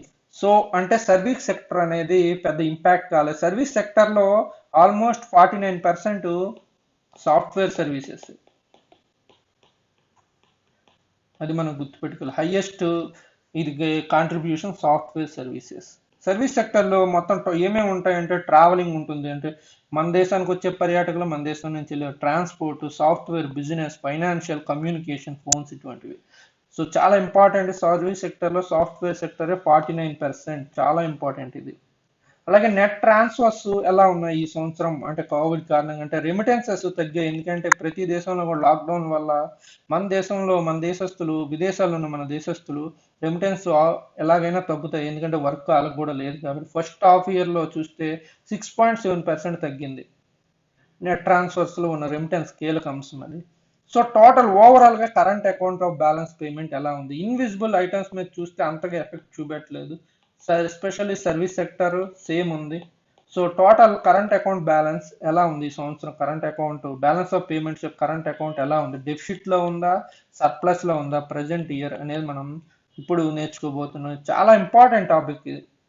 ఇండియాస్ కరెంట్ అకౌంట్ డెఫిసిట్ 2010 నుంచి 19 వరకు 2.2% ఆఫ్ జీడిపి ఉండేది. డెఫిసిట్ అనేది current account deficit 2.2% of GDP ఇండియాది లాస్ట్ 10 ఇయర్స్లో. కానీ ఫస్ట్ టైం Q4లో 2019-20 0.1% ఆఫ్ జీడీ సర్ప్లస్కి వెళ్ళింది. కరెంట్ అకౌంట్ అనేది సర్ప్లస్కి వెళ్ళింది. ఎందుకు ఫస్ట్ Q4లో సర్ప్లస్లోకి వచ్చిందంటే లోయర్ ట్రేడ్ డెఫిసిట్ అంటే మర్చెంటైజ్ ట్రేడ్ డెఫిసిట్ తగ్గింది. అలాగే ఇన్విజిబుల్ రిసిప్ట్స్ కూడా పెరగడం వల్ల ఫస్ట్ టైం 0.1% ఆఫ్ జీడిపి మంది సర్ప్లస్లోకి వచ్చింది. సో ఆఫ్టర్ 13 ఇయర్స్ Q4లో కరెంట్ అకౌంట్ సర్ప్లస్ అనేది 0.1% ఆఫ్ జీడిపి వచ్చింది. 2006-07లో ఇంతకుముందు కరెంట్ అకౌంట్ సర్ప్లస్లో ఉంది ఒక క్వార్టర్లో, దాని తర్వాత ఇదే ఫస్ట్ టైం. Q4 తర్వాత Q1, Q2 ఆఫ్ 2020-21 అనేది ఇది చాలా చాలా ఇంపార్టెంట్. కరెంట్ అకౌంట్ సర్ప్లస్లో ఉంది అంటే కరెంట్ ఖాతా మిగుల్లోకి వచ్చింది, లోటు నుంచి కాస్త కరెంట్ ఖాతా మిగులు మొదటి 2 క్వార్టర్లు 2020-21లో. ఇది చాలా చాలా ఇంపార్టెంట్. దీనికి మెయిన్ కారణం ఏంటంటే మనం ఆల్రెడీ ఎక్స్ప్లెయిన్ చేసాం, మర్చెంటైజ్ ఇంపోర్ట్స్ అనేవి తగ్గిపోయినాయి. చాలా steep contraction in merchandise imports. ఇది మనం ఇక్కడ చూస్తే క్లియర్గా ఒకసారి ఈ గ్రాఫ్ని మీరు చూడండి, చాలా చాలా ఇంపార్టెంట్ ఇది. మర్చెంటైజ్ ఎక్స్పోర్ట్స్ చూస్తే ఫస్ట్ క్వార్టర్ 2019-20లో $80 బిలియన్ ఉంటే ప్రస్తుతం అంటే 2020-21లో $51 బిలియన్ తగ్గిపోయింది. అలాగే ఇంపోర్ట్స్ చూస్తే $130 బిలియన్ నుంచి $60 బిలియన్, అంటే ఆల్మోస్ట్ $70 బిలియన్ తగ్గింది, ఇక్కడ $30 బిలియన్ తగ్గింది. మనం ఇందాక కూడా 2 క్వార్టర్స్ కలిపి చెప్పాము, అప్పుడు చెప్పినా సరే $60 బిలియన్ ఓవరాల్ గా తగ్గింది, అంటే ట్రేడ్ డెఫిసిట్ అనేది. సో $50 బిలియన్ నుంచి అంతకుముందు అరౌండ్ $50 బిలియన్ ట్రేడ్ డెఫిసిట్ ఉంది, కాస్త $10 బిలియన్ పడిపోయింది ట్రేడ్ డెఫిసిట్. అందులో మర్చెంటైజ్ ట్రేడ్ లో $10 బిలియన్ పడిపోయింది మర్చెంటైజ్ ట్రేడ్. ఇది చెప్తూనే ఉన్నాను, చాలా ఇంపార్టెంట్ ఇది. మర్చెంటైజ్ ట్రేడ్ డెఫిసిట్ అనేది $10 బిలియన్ కోవిడ్ కారణంగా ప్రజెంట్ ఇయర్ లో పడిపోయింది. అది చాలా ఇంపార్టెంట్ పాయింట్ ఇది. అలాగే lower out go for travel, services sector లో ట్రావెల్ అనేది అంటే కూడా ఎకనామిక్, ఇది లాక్డౌన్స్ వల్ల బయట ప్రజలు వెళ్ళకపోవడం, టూరిజం కూడా దాని వల్ల కూడా ఎఫెక్ట్ చూపెట్టి మన యొక్క అంటే మన దేశం నుంచి బయటకు వెళ్ళిన డాలర్లు తగ్గిపోయినాయి. దానివల్ల టోటల్ ఎఫెక్ట్ ఫస్ట్ హాఫ్ ఇయర్లో ఎలా ఉందంటే current account surplus 3.1% of GDP. First half ఇయర్లో కరెంట్ అకౌంట్ అనేది సర్ప్లస్లో ఉంది, డెఫిసిట్లో కాదు. ప్రజెంట్ ఇయర్ 2020-21 ఫస్ట్ హాఫ్ ఇయర్లో 3.1% ఆఫ్ జీడిపి. ఇది చాలా చాలా ఇంపార్టెంట్. ఇది composition of current account balance మీరు ఇక్కడ చూస్తే క్లియర్గా కనబడుతుంది. ఇది total net merchandise trade balance మనం చూస్తే ఇక్కడ 2019-20లో మీకు అరౌండ్ 50 ట్రేడ్ బ్యాలెన్స్ మర్చెంటైజ్ది అరౌండ్ $40 బిలియన్ ఉంది, కాస్త ఇక్కడికి వచ్చేసరికి చూడండి $10 బిలియన్ పడిపోయింది. ఇది 40-50 ఈ రేంజ్లో ఉన్నది, కాస్త ఈ మర్చెంటైజ్ ట్రేడ్ అనేది $10 బిలియన్ పడిపోయింది. దాని మెయిన్ కారణం ట్రేడ్ బ్యాలెన్స్కి ఇంపోర్ట్స్ బాగా పడిపోయినాయి ఎక్స్పోర్ట్స్తో పోలిస్తే. సో అది చాలా ఇంపార్టెంట్. ఇండియా ఇయర్ ఎక్స్పెక్టేషన్ ఏంటంటే ఆఫ్టర్ 17 ఇయర్స్ ఒక ఫైనాన్షియల్ ఇయర్లో కరెంట్ అకౌంట్ అనేది సర్ప్లస్లోకి వెళ్ళబోతుంది. ఎంత అంటే 2% ఆఫ్ జీడిపి కరెంట్ అకౌంట్ సర్ప్లస్లోకి వెళ్ళబోతుంది. చాలా చాలా ఇంపార్టెంట్. 17 సంవత్సరాల తర్వాత 2% ఆఫ్ జీడిపి ఈ సంవత్సరం కరెంట్ అకౌంట్లో సర్ప్లస్ వెళ్తుంది. ఎందుకంటే మెయిన్ చెప్తూనే ఉన్నాం కదా, ఎక్స్పోర్ట్స్ తగ్గడం, ఇంపోర్ట్స్ తగ్గడం. కానీ ఎక్స్పోర్ట్స్తో పోలిస్తే ఇంపోర్ట్స్ అనేవి చాలా ఎక్కువ మోతాదులో తగ్గడం వల్ల కరెంట్ అకౌంట్ మీద అది ఎఫెక్ట్ చూపెట్టి కరెంట్ అకౌంట్ డెఫిసిట్ కాస్త కరెంట్ అకౌంట్ సర్ప్లస్లోకి వచ్చింది, కరెంట్ ఖాతా లోటు నుంచి మిగుల్లోకి వచ్చింది. ఇది మెయిన్, చాలా చాలా ఇంపార్టెంట్. అయితే ఇటువంటి కరెంట్ అకౌంట్ సర్ప్లస్ ఒక దేశానికి మంచిదేనా? మనలాంటి డెవలపింగ్ కంట్రీస్కి ఇలాంటి కరెంట్ అకౌంట్ సర్ప్లస్లోకి రావడం, ఈ విధంగా రావడం అంటే ఎక్స్పోర్ట్స్ తగ్గి ఇంపోర్ట్స్ భారీగా తగ్గడం మంచిదేనా అంటే ఎకనామిస్ట్ ఏమంటున్నారంటే ఈ విధమైన కరెంట్ అకౌంట్ సర్ప్లస్ ఒక దేశ ఎకానమీకి అంత మంచి చేయడం కాదు, అంటే అంత మంచి చేయదు అన్నట్టు చెప్తున్నారు. ఎందుకంటే మన యొక్క ఇంపోర్ట్స్లో చాలా ఎక్కువ చూస్తే రా మెటీరియల్స్ అంటే పిఓఎల్, క్రూడ్ ఆయిల్ ఇటువంటి, లేకపోతే గోల్డ్ కానీ, అంటే ఇవి మళ్ళీ ఇక్కడ డిజైన్ చేసి తిరిగి పంపిస్తాం, మనం ఎక్స్పోర్ట్ చేస్తాం. రా మెటీరియల్స్, ఇంటర్మీడియట్ ప్రొడక్ట్స్ ఇవి తగ్గిపోవడం వల్ల, భారీగా ఇంపోర్ట్స్ తగ్గిపోవడం వల్ల ప్రొడక్షన్ అనేది తగ్గిపోయింది. సో దానివల్ల జీడిపి సంవత్సరం మంది తగ్గిపోబోతుంది, ఆల్మోస్ట్ 10% మెయిన్ ఎఫెక్ట్. కానీ అంటే దీనివల్ల మనం సంతోషపడాల్సిన అవసరం లేదు అని చెప్తున్నారు. మరి ఇటువంటి కరెంట్ అకౌంట్ సర్ప్లస్ మంచిది ఒక దేశానికంటే ఎక్స్పోర్ట్స్ పెంచడం ద్వారా, ఎక్స్పోర్ట్స్ భారీగా పెంచడం ద్వారా వచ్చే కరెంట్ అకౌంట్ సర్ప్లస్ ఒక దేశ ఎకానమీకి చాలా గుడ్ ఇండికేటర్. కానీ ఈ విధంగా వచ్చే కరెంట్ అకౌంట్ సర్ప్లస్ అంత మంచిది కాదు అన్నట్టు చెప్తున్నారు. దేశ కాంట్రాక్ట్ జీడిపి కాంట్రాక్ట్ అయ్యే ఛాన్సెస్ ఉన్నాయి. ఎగుమతులు పెంచడం ద్వారా వచ్చే కరెంట్ ఖాతా మిగిలే గుడ్ ఎకనామిక్ ఇండికేటర్, అంటే దేశ ఆర్థిక గుడ్ హెల్తీ ఎకనామిక్ ఇండికేటర్ గా చెప్పొచ్చు. నెక్స్ట్ వచ్చేసరికి capital account of balance of payment. Capital nothing but creation of assets create చేసి, దీంట్లో FDI investment first one. FDI మనకు ఆల్రెడీ తెలుసు ఎఫ్డిఐ అంటే ఏంటి, ఎఫ్పిఐ అంటే ఇంకోసారి చర్చిద్దాం. చాలా చాలా ఇంపార్టెంట్. ఫారెన్ ఇన్వెస్టర్ మన దేశంలో ఏదైనా కంపెనీలో పెట్టుబడులు, అంటే ప్రజెంట్ డెఫినేషన్, ఇయర్ డెఫినేషన్ ఎలా ఉందంటే యాజ్ పర్ ఐఎంఎఫ్ కానీ మన దేశం వాళ్ళు తీసుకున్న డెఫినేషన్ కానీ, ఏదైనా కంపెనీలో 10% కన్నా ఎక్కువ షేర్స్ కలిగి ఉంటే అటువంటి దాన్ని ఎఫ్డిఐ గాను, లెస్ దాన్ 10% వాటా కలిగి ఉంటే ఏదైనా కంపెనీలో దాన్ని ఎఫ్పిఐ గాను పేర్కొంటున్నారు. ఇది ప్రజెంట్ డెఫినేషన్. ఇది ఒక ఫారెన్ యొక్క కంపెనీ కానీ, ఫారెన్ ఇన్వెస్టర్ కానీ మన దేశంలో ఏదైనా కంపెనీలో 10% కన్నా ఎక్కువ షేర్స్ ఉంటే అది ఎఫ్డిఐ, 10% కన్నా తక్కువ షేర్స్ ఉంటే అది ఎఫ్పిఐ. కానీ ఎఫ్డిఐకి ఇంకా డిఫరెన్సెస్ ఏంటి అంటే, ఎఫ్డిఐ పెట్టుబడులు తేవడంతో పాటు మన దేశానికి, అంటే ఏదైనా ఒక దేశానికి టెక్నాలజీని కూడా తీసుకొస్తుంది. పెట్టుబడులు, టెక్నాలజీ మన దేశంలో పెట్టే కంపెనీలో మేనేజ్మెంట్లో అది పార్టిసిపేషన్ చేస్తుంది, డే టు డే ఆపరేషన్స్లో పార్టిసిపేట్ చేస్తుంది. ఎఫ్పిఐ అంటే నథింగ్ బట్ వాళ్ళు తీసుకొచ్చి డబ్బుని డైరెక్ట్గా స్టాక్ మార్కెట్లో పెట్టడం, లేకపోతే బాండ్స్లో పెట్టడం అంతే. వీళ్ళేమి మేనేజ్మెంట్లో పార్టిసిపేట్ చేయరు. జస్ట్ వీళ్ళకి మెయిన్ టార్గెట్ ఏంటంటే ఎక్కడ డబ్బులు ఎక్కువ వస్తాయో, వాళ్ళ గ్రోత్ ఎక్కడ ఎక్కువ ఉంటుందో అక్కడ ఉంటారు. సో ఎఫ్పిఐని వాల్టైల్ అని కూడా చెప్తారు, కానీ ఎఫ్డిఐస్ అలా కాదు. ఒకసారి వచ్చాయంటే వాళ్ళు ఇక్కడ ఇండస్ట్రీస్ పెడతారు, టెక్నాలజీ తీసుకొస్తారు, దానివల్ల మనకి జాబ్ గ్రోత్ కూడా ఉంటుంది. So compare with FPI, FDIs చాలా చాలా ఇంపార్టెంట్. ఇప్పుడు ఎఫ్పిఐలో ఇక్కడ క్రియేషన్ ఆఫ్ అసెట్స్ అన్నాం కదా. ఇప్పుడు ఒక మనీ తీసుకొచ్చి ఒక ఫారెన్ ఇన్వెస్టర్ స్టాక్ మార్కెట్లో పెడితే దాన్ని ఫైనాన్షియల్ అసెట్స్ అంటారు. ఇదే ఈ రకమైన అసెట్స్ అంటే క్రియేషన్ ఆఫ్ అసెట్స్ గా చెప్పుకోవచ్చు. ఎఫ్డిఐ అంటే మనకు తెలుసు, ఒక కంపెనీ పెడితే ఇక్కడ అసెట్స్ క్రియేట్ అవుతాయి. అయితే ఇప్పుడు బండ గుర్తుగా మీరు గుర్తుపెట్టుకోవాల్సింది మాత్రం, ఏదైనా ఒక ఫారెన్ ఇన్వెస్టర్ కానీ కంపెనీ కానీ మన దేశంలో ఏదైనా కంపెనీలో 10% కన్నా తక్కువ షేర్లు పెడితే ఎఫ్డిఐ గాను, గ్రేటర్ దాన్ 10% పెడితే ఎఫ్డిఐలు గాను పేర్కొంటున్నారు. అయితే క్యాపిటల్ అకౌంట్లో ఉన్న కాంపోనెంట్స్ ఏంటి? First one investments, FDI or FPI. చాలా చాలా ఇంపార్టెంట్ ఇది కూడా. ఎక్స్టర్నల్ లోన్స్, మనం తీసుకునే లోన్స్, అంటే మన దేశ కంపెనీలు కానీ లేకపోతే మన దేశ ప్రభుత్వం కానీ తీసుకున్న. ఎక్స్టర్నల్ కమర్షియల్ బారోయింగ్స్, మన వాళ్ళు ఇష్యూ చేసే బాండ్స్, ఫారెన్లో బాండ్స్ ఇష్యూ చేస్తారు, ఇది డాలర్స్ రూపంలో కానీ లేకపోతే రూపీ రూపంలో కానీ. గవర్నమెంట్ ఆఫ్ ఇండియా రిలీజ్ చేస్తుంది, ప్రైవేట్ కంపెనీస్ రిలీజ్ చేస్తాయి. ఇది చాలా చాలా ఇంపార్టెంట్. ఎగ్జాంపుల్ మసాలా బాండ్స్, దాని మీద ఎన్నిసార్లు క్వశ్చన్ అడిగాడో సివిల్స్లో, అసలు లెక్కే లేదు మసాలా బాండ్స్. ఫోర్త్ వన్, ఇందులో fourth component bank capital, NRI deposits with Indian banks, ఇది ఫోర్త్ వన్. ఈ 4 కాంపోనెంట్స్ కూడా ఇందులో ఉంటాయి, చాలా చాలా important. Investments, external loans, external commercial borrowings, bank capital. అయితే నెట్ క్యాపిటల్ ఫ్లోస్ ఎలా ఉన్నాయి, క్యాపిటల్ అకౌంట్ ఎలా ఉంది కోవిడ్ కారణంగా ఈ ఇయర్ అంటే, ఇది ఫస్ట్ హాఫ్ ఇయర్ లో మోడెస్ట్ లో ఉంది, అంటే యావరేజ్ గా ఉన్నాయి, అంటే పెద్ద మార్పులను సంభవించలేదు. ఎందుకు అంటే మరి ఎఫ్డిఐలు ఎఫ్పిఐలు బాగా మన దేశానికి బీభత్సంగా వచ్చే, చాలా ఎక్కువ వచ్చాయని పేపర్లో వస్తుంది కదని మీకు డౌట్ రావచ్చు. కానీ net repayments of external commercial borrowings దీని యొక్క ఎఫెక్ట్.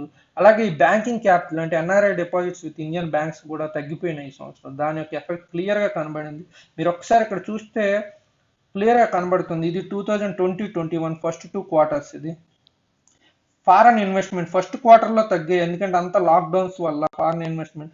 కానీ ఎఫ్డిఐలు అనేది చూస్తే 31.6, ఇదిగోండి $24.6 బిలియన్ వచ్చింది ఎఫ్పిఐ. అంటే ఇది చాలా హైయెస్ట్, ప్రీవియస్ ఎప్పుడు చూసిన లాస్ట్ 3 years ఇదే హైయెస్ట్.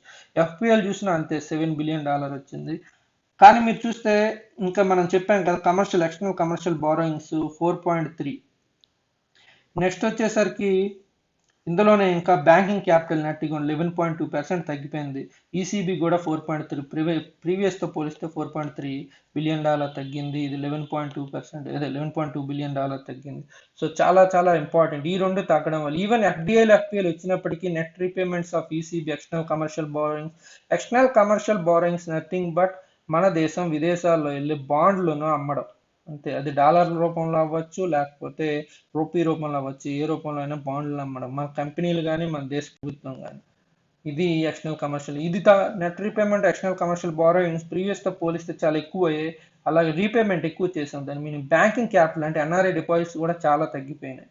మరి ఎఫ్డిఐల గురించి వస్తే ఏంటి ఈ సంవత్సరం స్టోరీ అని చూసుకుంటే, ఎఫ్డిఐలో లాస్ట్ ఇంత కరోనా టైంలో కూడా ప్రీవియస్ 2 yearsతో పోలిస్తే ఎఫ్డిఐలు బేభత్సంగా పెరిగింది. ప్రస్తుత సెకండ్ క్వార్టర్లో 24.6% అనేది మనకంటే ఇక్కడ చూస్తే 24.6 బిలియన్ వచ్చి ప్రజెంట్ ఇయర్లో సెకండ్ క్వార్టర్లో. ఇది హైయెస్ట్ లాస్ట్ 3 yearsతో ఇంతవరకు వచ్చిన ఎఫ్డిఐలతో పోలిస్తేనే హైయెస్ట్ అని చెప్పుకోవచ్చు. కానీ ఇటువంటి corona total overall economic crisis టైంలో ఇటువంటి ఎఫ్డిఐలు ఎలా వచ్చాయి అంటే ఎంత హైయెస్ట్ ఎలా వచ్చిందనే డౌట్ మీకు రావచ్చు. అంటే లాస్ట్ 3 yearsలో చూసినా అసలు ఎఫ్డిఐ సెక్టర్ వచ్చాక చూస్తే $24.6 బిలియన్ అనేది ఒక మేర హైయెస్ట్ గానే చెప్పుకోవచ్చు. లాస్ట్ 3 yearsలో చూస్తే ఇక్కడ క్లియర్ గా గ్రాఫ్ లో కనబడుతుంది 24.6 బిలియన్ హైయెస్ట్. ఇంతకుముందు ప్రీవియస్ $12 బిలియన్ 14 మ్యాక్స్ ఉంది ఇప్పుడు 2019-20 ఫస్ట్ క్వార్టర్లో. అది హైయెస్ట్ ఏ సెక్టర్కి వచ్చాయంటే కంప్యూటర్, సాఫ్ట్వేర్, హార్డ్వేర్. ఈ సెక్టర్లో ఎఫ్డిఐస్ హైయెస్ట్ వచ్చాయి. Top investing country Singapore. మనకి ఎఫ్డిఐ మన దేశంలో టాప్ ఇన్వెస్టింగ్ సింగపూర్, ఇది గుర్తుపెట్టుకోవాలి. ఎఫ్పిఐ అంటే నైదర్ బట్ స్టాక్ మార్కెట్లో పెట్టడం, అంటే ఈక్విటీస్లో పెట్టడం. ఈక్విటీ నథింగ్ బట్ స్టాక్ మార్కెట్లో తీసుకొచ్చి ఫారెనర్స్ డబ్బులు పెట్టడం. డెప్ట్ అంటే మన యొక్క బాండ్స్, గవర్నమెంట్స్ బాండ్ కొనడం, ఇటువంటి వాటిని డెప్ట్ కేటగిరీలో చేస్తారు. ఎఫ్పిఐలు అనేవి 2 types, ఈక్విటీ ఆర్ డెప్ట్. Equity nothing but stock market, డెప్ట్ నథింగ్ బట్ బాండ్స్. అయితే ఎఫ్పిఐలు చూసినా సరే మీరు ఇక్కడ ఈక్విటీ అనేది Q3, Q2 క్వార్టర్స్లో హైయెస్ట్ ఉంది. కరోనా టైంలో కొంతమేర తగ్గినప్పటికీ ఓవరాల్గా అసలు Q3 క్వార్టర్లో చూస్తే ప్రీవియస్ ఇప్పుడు కూడా యావరేజ్ కూడా లేదు. Q3 చాలా హైయెస్ట్ ఉంది, అరౌండ్ $17 బిలియన్ ఏముంది. చాలా చాలా ఇంపార్టెంట్ ఇది. ఎలా ఎంత పెరిగాయి even in economic crisis why FPI or FDI increases అంటే దీని గురించి ఒక మంచి స్టోరీ ఉంది. చాలా చాలా ఇంపార్టెంట్ ఇది. ఈ ఎకనామిక్ క్రైసిస్ వల్ల foreign countries especially developed economies లాంటి యుఎస్ ఏం చేశాయి అంటే ఫిజికల్ స్టిమ్యులస్, మనం ఆల్రెడీ సెకండ్ చాప్టర్లో చేసాం. Physical stimulus nothing but liquidity పెంచడం, అంటే పంపింగ్ డాలర్స్ ఇంటూ మార్కెట్లోకి డాలర్స్ని వాళ్ళు రిలీజ్ చేశారు చాలా ఎక్కువగా. సో దీని ఇన్వెస్టర్స్ ఈ డాలర్స్ని ఏం చేశారంటే వాళ్ళ గ్రోత్ కోసం, అంటే వాళ్ళ మ్యాక్సిమం మనీ తిరిగి రిటర్న్స్ రావడం కోసం మనలాంటి డెవలపింగ్ ఎకానమీస్లో పెట్టుబడులు పెట్టారు. ఈ విధంగా పెట్టుబడులు పెట్టడం వల్ల మన దేశానికి ఎఫ్డిఐలు బీభత్సంగా వచ్చాయి. ఇది మెయిన్ రీజన్ ఎఫ్డిఐలు రావడానికి కారణం ఏం లేదు, ఫిజికల్ స్టిమ్యులస్ కారణంగా యుఎస్ అనేది physical stimulus nothing but government support చేయడం, డైరెక్ట్ మన దేశం వాళ్ళు కూడా సపోర్ట్ చేసే డైరెక్ట్ బెనిఫిట్ ట్రాన్స్ఫర్లు. అట్లాగే యుఎస్ కూడా ఇక్కడ ఎంఎస్ఎంఈలకి ఎలా సపోర్ట్ చేశారు, అక్కడ కంపెనీస్కి ఇన్వెస్టర్స్ సపోర్ట్ ఫిజికల్ స్టిమ్యులస్ ఇచ్చేటప్పుడు వాళ్ళు కూడా డాలర్స్ మార్కెట్లోకి చాలా వరకు పంపి చేశారు ఎక్కువగా. ఆల్మోస్ట్ 12% ఆఫ్ జీడిపి అనుకుంటా యుఎస్ చేసింది. సో అంత మేర డాలర్లు పెరిగేసరికి ఆ ఇన్వెస్టర్స్ ఏం చేశారంటే అవి డెవలపింగ్ ఎకానమీస్లో పెట్టడం వల్ల, అంటే ఎస్పెషల్లీ సేఫ్ ఎకానమీ, అంటే మన గుడ్ ఎకనామిక్ కండిషన్స్ ఉంది కాబట్టి మన దేశంలో పెట్టడం వల్ల రిటర్న్స్ ఎక్కువ ఉంటాయని దీంతో మన దేశంలో హై రిటర్న్స్ ఎక్స్పెక్ట్ చేసి మన డెవలపింగ్ కంట్రీస్ ఎస్పెషల్లీ ఇండియానే పెట్టారు ఎక్కువ ఎఫ్పిఐస్. ఇది చాలా ఇంపార్టెంట్. అందువల్లే మన దేశానికి ఈ ఎకనామిక్ క్రైసిస్ టైంలో కూడా టాప్ అండ్ హైయెస్ట్ ఎఫ్పిఐలు వచ్చాయని చెప్పచ్చు. చాలా ఇంపార్టెంట్ ఇది. నెక్స్ట్ ఇది second, total balance of payments. మనం ఇందులో నేర్చుకుంది ఏంటంటే బ్యాలెన్స్ ఆఫ్ పేమెంట్లో 2 types, current account, capital account. సింపుల్గా క్యాపిటల్ అకౌంట్, కరెంట్ అకౌంట్ అనేది సర్ప్లస్లోకి వచ్చింది ఆఫ్టర్ 17 ఇయర్స్ వస్తుంది. ఎలా వస్తుంది అంటే మర్చెంటైజ్ ట్రేడ్ బ్యాలెన్స్ అనేది తగ్గడం వల్ల. మీరు ఈ విధంగా నోట్స్ రాసుకోవాలి. మర్చెంటైజ్ ట్రేడ్ బ్యాలెన్స్ కాంట్రాక్షన్ ఎక్కువ అయింది, అంటే కాంట్రాక్షన్ చాలా వరకు అంటే తగ్గిపోయింది. $50 బిలియన్ ఉండేది ఇంతకుముందు డెఫిసిట్ అనేది, మర్చెంటైజ్ ట్రేడ్ బ్యాలెన్స్ డెఫిసిట్. ఇప్పుడు $50 బిలియన్ నుంచి $10 బిలియన్ పడిపోయింది. మెయిన్ కారణం ఏంటి అంటే ఎక్స్పోర్ట్స్ తగ్గాయి, కానీ ఎక్స్పోర్ట్స్తో పోలిస్తే ఇంపోర్ట్స్ అనేవి ఇంకా ఎక్కువ తగ్గడం వల్ల మర్చెంటైజ్ ట్రేడ్ బ్యాలెన్స్ డెఫిసిట్ అనేది కాంట్రాక్షన్లోకి వచ్చింది. అయితే ఈ రకమైన కరెంట్ అకౌంట్ సర్ప్లస్ ఒక దేశానికి మంచిదా అంటే కాదనే చెప్పాలి. ఎందుకంటే ఎక్స్పోర్ట్స్ పెంచడం ద్వారా వచ్చే కరెంట్ అకౌంట్ సర్ప్లస్ ఒక దేశానికి గుడ్ అని చెప్పొచ్చు, కానీ ఎటువంటి అండ్ ఇంపోర్ట్స్ తగ్గించడం వల్ల, ఎక్స్పోర్ట్స్ తగ్గించడం వల్ల వచ్చే కరెంట్ అకౌంట్ సర్ప్లస్ మాత్రం ఒక దేశానికి మంచిది కాదనే చెప్పాలి.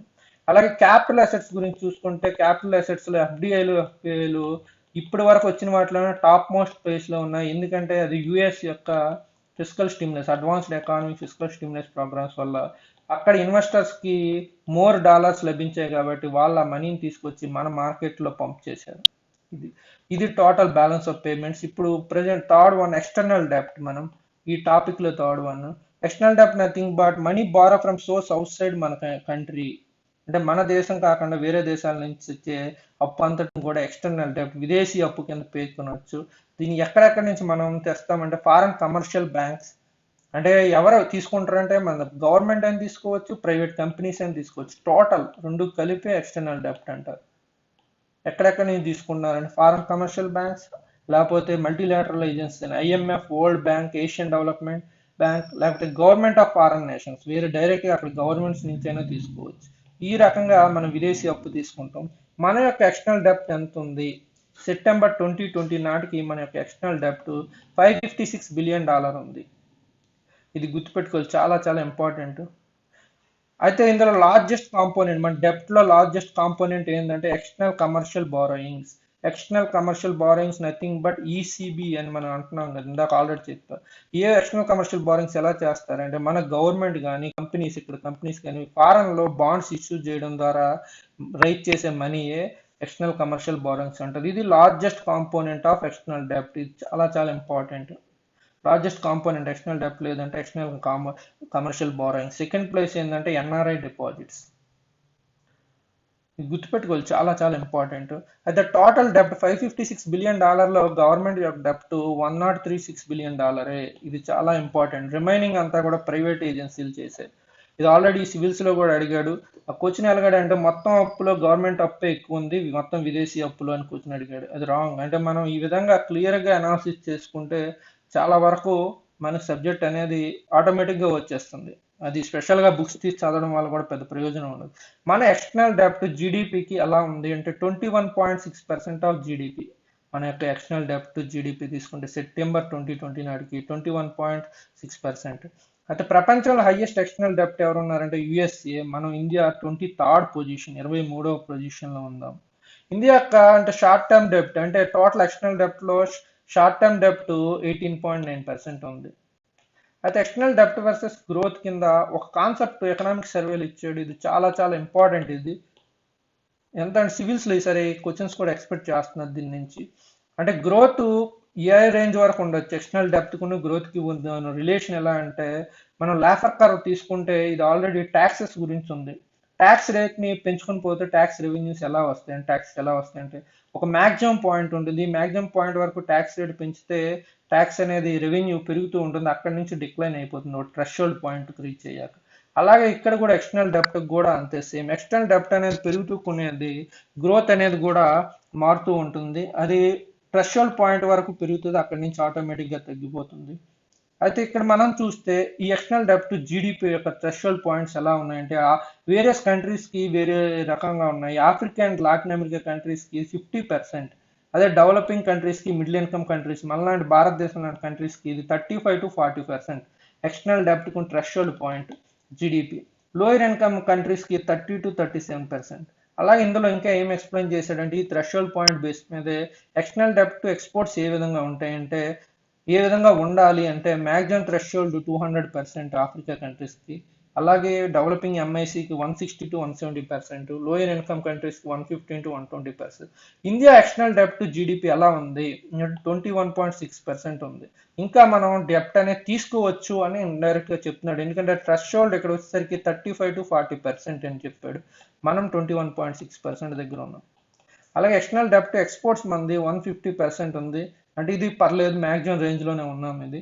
సో ఇక్కడ చూస్తే మనం ఎక్స్టర్నల్ డెప్ట్ను ఒకసారి చూస్తే టోటల్ ఎక్స్టర్నల్ డెప్ట్ మంది $556 బిలియన్ అప్ టు సెప్టెంబర్ వరకు. ఎక్స్టర్నల్ డెప్ట్ జీడిపి 21.6%. ఇందులో షార్ట్ టర్మ్ డెప్ట్ టోటల్ డెప్ట్ 18.5%. ఇదే మనం ఆల్రెడీ చెప్పాము. ఇది ఇండియా యొక్క షార్ట్ టర్మ్ డెప్ట్ 18.9%.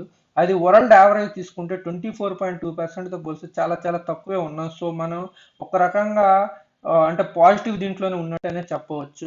షార్ట్ టర్మ్ డెప్ట్ ఎక్కువ ఉంటే ప్రాబ్లం ఏంటంటే రిటర్న్స్ అనేవి అంటే వేగంగా మనం తిరిగి అప్పులు కట్టేయాలి. దానివల్ల ప్రభావం ఏంటంటే మనం డాలర్స్ తీసుకున్న 4-5 సంవత్సరాల్లోనే, అప్పు తీసుకున్న 4-5 సంవత్సరాల్లోనే తిరిగి డబ్బులు కట్టేయడం వల్ల మనం ఇక్కడ పెట్టుబడులు అనేవి దీర్ఘకాలిక ప్రాజెక్టుల్లో హ్యూజ్ ఇన్వెస్ట్మెంట్స్ చేయలేం. అలా కాకుండా షార్ట్ టర్మ్ డెప్ట్ తక్కువ ఉండడం, లాంగ్ టర్మ్ డెప్ట్ ఎక్కువ ఉంటే మనం హ్యూజ్ ఇన్వెస్ట్మెంట్స్ లాంగ్ టర్మ్లో పెట్టవచ్చు. దానివల్ల చాలా పెద్ద ఇన్ఫ్రాస్ట్రక్చర్ చాలా డెవలప్ అవుతుంది.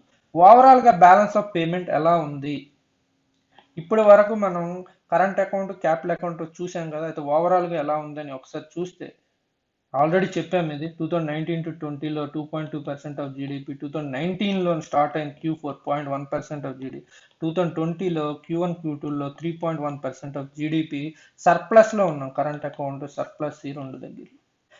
ఇది ఆల్రెడీ చెప్పింది. ఇది చాలా చాలా ఇంపార్టెంట్. ఎక్స్టర్నల్ డెప్ట్ గురించి మాత్రం మీరు ఇంకోసారి క్లియర్గా నేర్చుకోవాలి. ఎక్స్టర్నల్ డెప్ట్ ఏ అంశాలు చూస్తే money borrow from outside country నుంచి తీసుకొస్తే 3 టైప్స్ నుంచి మనం తీసుకుంటాం: foreign commercial banks, multilateral agencies, government of foreign nations. మన యొక్క ఎక్స్టర్నల్ డెప్ట్ ఎలా ఉందంటే $556 బిలియన్ ఉంది. మెయిన్ టాప్ ఏంటంటే external commercial borrowing, second place NRI deposits. మొత్తం అప్పులో గవర్నమెంట్ అప్పు కేవలం $103 బిలియన్, రిమైనింగ్ అరౌండ్ $400 బిలియన్ కూడా ప్రైవేట్ వాళ్ళలో చేసిన అప్పే. ఎక్స్టర్నల్ డెప్ట్ జీడిపి 21.6% సెప్టెంబర్ 2020 నాటికి.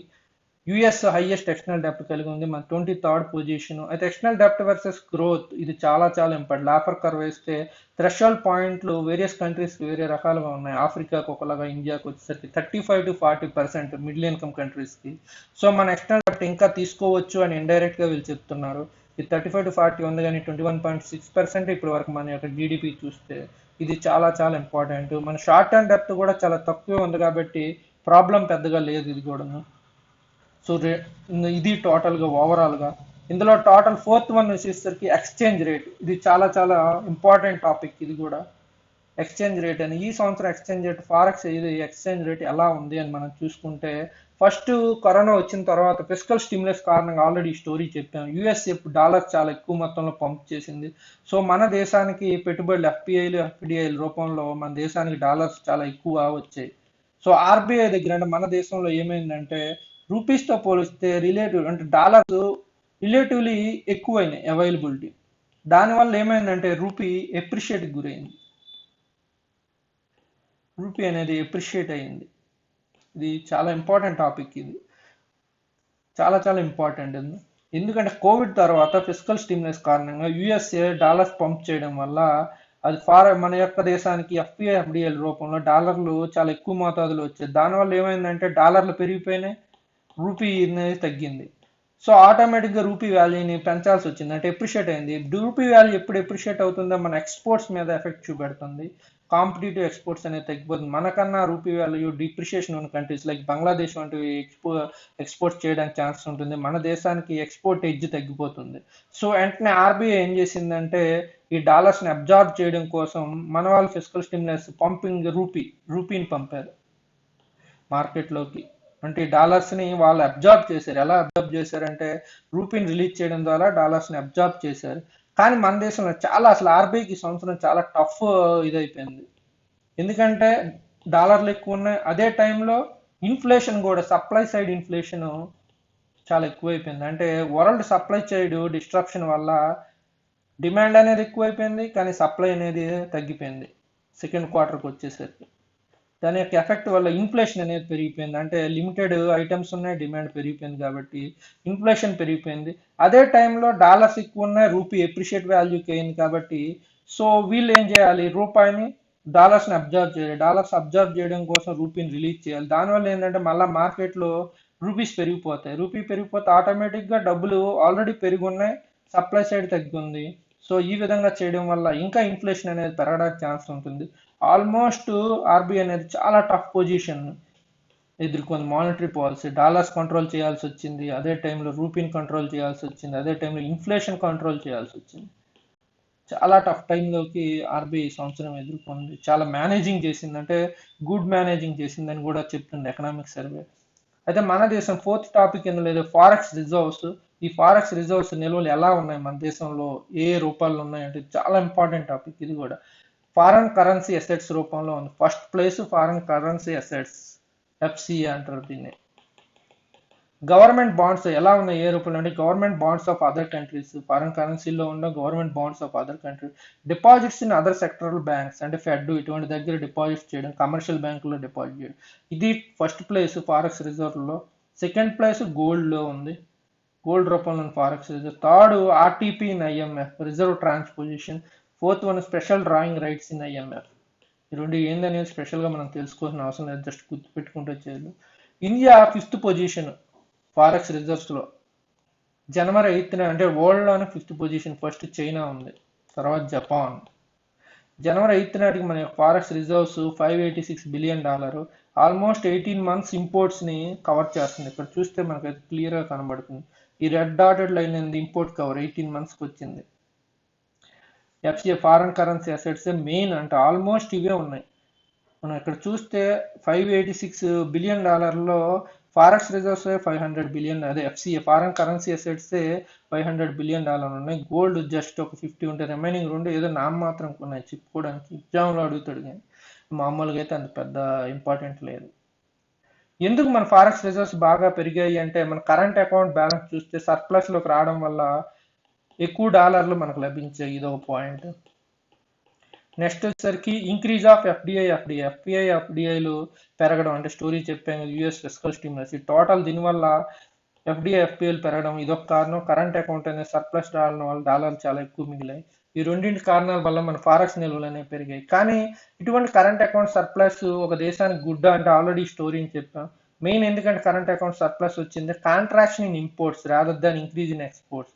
ఇంపోర్ట్స్ తగ్గడం వల్ల వచ్చిన కరెంట్ అకౌంట్ సర్ప్లస్ కానీ ఎక్స్పోర్ట్స్ని పెంచడం ద్వారా వచ్చిన కరెంట్ అకౌంట్ సర్ప్లస్ కాదు. కాబట్టి ఇటువంటి కరెంట్ అకౌంట్ సర్ప్లస్ అనేది ఒక దేశానికి ఎస్పెషల్లీ డెవలప్డ్ కంట్రీస్కి అంత మంచిది కాదు. సో మనం ఏం చేయాలి ఇప్పుడంటే ఎక్స్పోర్ట్స్ పెంచడం కోసం ట్రై చేయాలి. దానికోసం గవర్నమెంట్ స్పెషల్గా ప్రోగ్రామ్స్ కూడా డిజైన్ చేస్తుంది.